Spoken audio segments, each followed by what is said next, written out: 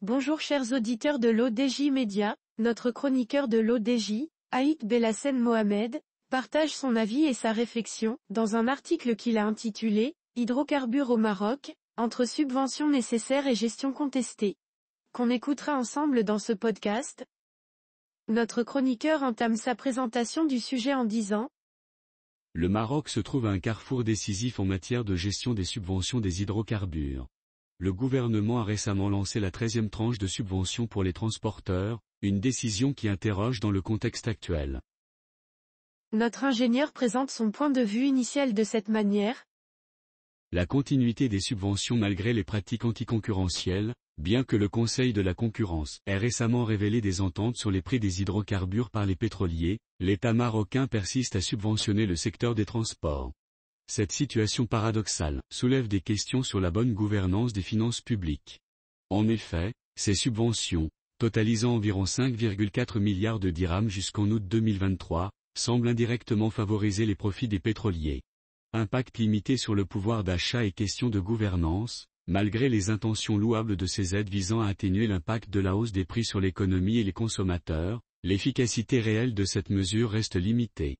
La persistance de ces subventions, malgré les pratiques anticoncurrentielles confirmées, interroge sur la volonté de l'État à réguler efficacement le marché des hydrocarbures.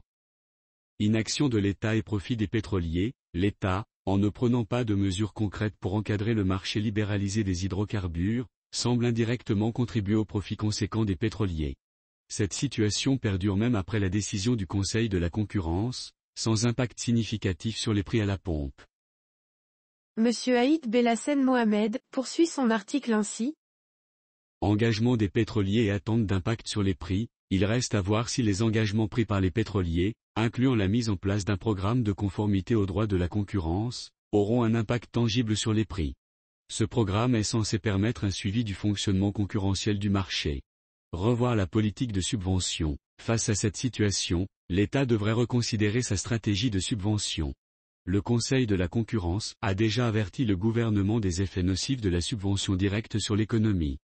Plutôt que de continuer dans cette voie, l'État pourrait envisager d'autres alternatives, comme le plafonnement temporaire des prix, pour inciter les pétroliers à revoir leur politique tarifaire. L'auteur termine son article en ces termes. Entre nécessité et prudence, la décision de maintenir les subventions reflète également une tentative de prévenir les grèves des transporteurs, dont l'impact économique et social est notable. Il s'agit donc d'une mesure de précaution, mais qui nécessite une approche plus équilibrée et transparente. Rédigé par Aït Belhassen Mohamed.